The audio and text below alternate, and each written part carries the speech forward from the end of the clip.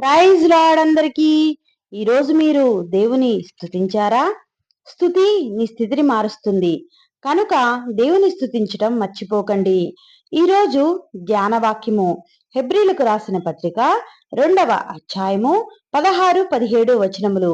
ఏలయనగా ఆయన ఎంత మాత్రమును దేవదూతల స్వభావమును ధరించుకొనక అబ్రహాము సంతాన స్వభావమును ధరించుకుని ఉన్నాడు. కావున ప్రజల పాపములకు పరిహారము కలుగజేయుటకై దేవునికి సంబంధమైన కార్యములలో కనికరమును నమ్మకము గల ప్రధాన యాజకుడగు నిమిత్తము అన్ని విషయముల్లో ఆయన సహోదరుల వంటి వాడు కావలసి వచ్చును.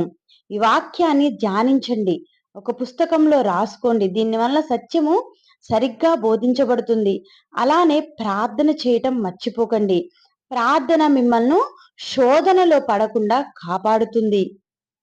ఆమేన్.